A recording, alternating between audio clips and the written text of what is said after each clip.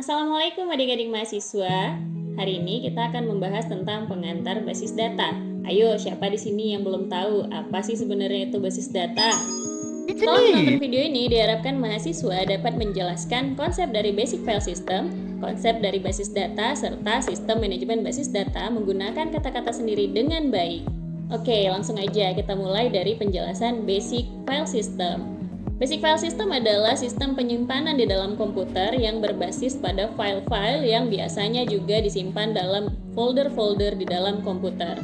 Penggunaan basic file system memiliki beberapa kelemahan, diantaranya adalah yang pertama menyebabkan redundansi. Apabila kita menyimpan data di dalam basic file system, data yang terpisah-pisah akan sulit untuk kita mengetahui apakah data yang sebelumnya sudah tersimpan atau belum, sehingga sangat besar kemungkinan untuk adanya data yang sama disimpan berulang atau disebut dengan redundansi. Yang kedua, kemungkinan adanya anomali pada data. Nah, sebagai contoh, misalkan pada suatu file sudah disimpan nama seorang mahasiswa, kemudian pada file yang lain disimpan nama mahasiswa yang sama untuk keperluan lain. Nah, apabila kita menghapus di satu file di dalam basic file system, maka tidak akan terhapus secara otomatis di file yang lain. Nah, ini akan menyebabkan anomali pada kedua data tersebut. Yang ketiga, yaitu kemungkinan isolasi pada data. Nah, di dalam basic file system akan sangat sulit sekali untuk melakukan akses secara bersama-sama terhadap suatu file. Jadi kalau diakses secara bersama-sama, kemungkinan bisa saja file tersebut bentrok atau jangan-jangan tawuran. Oh no!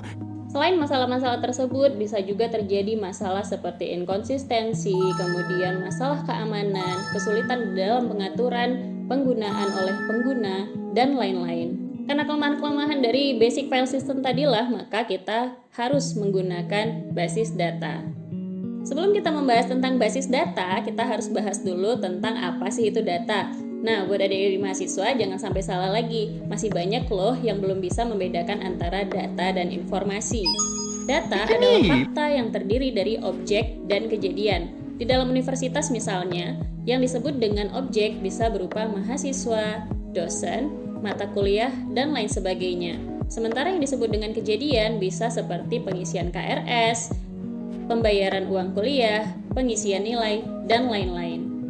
Nah, setelah memahami apa itu data, maka mahasiswa juga harus memahami apa itu basis data.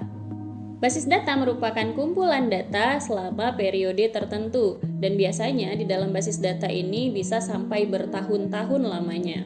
Selain itu, ada yang disebut dengan sistem manajemen basis data atau di dalam bahasa Inggris disebut dengan Database Management System atau disingkat dengan DBMS. Database Management System adalah alat atau tools yang bisa kita gunakan untuk membuat, mengelola, dan mengakses basis data. Adapun contoh-contoh dari Database Management System yaitu Oracle, SQL Server, dan MySQL. Mengapa kita harus menggunakan Database Management System? DBMS memiliki banyak kelebihan. Yang pertama, mudah untuk dibagikan. Apabila kita menggunakan basis data, maka data yang kita gunakan tersebut bisa kita gunakan bersama-sama dengan pengguna yang lainnya. Selain itu, penggunaan DBMS juga dapat mengurangi redundansi.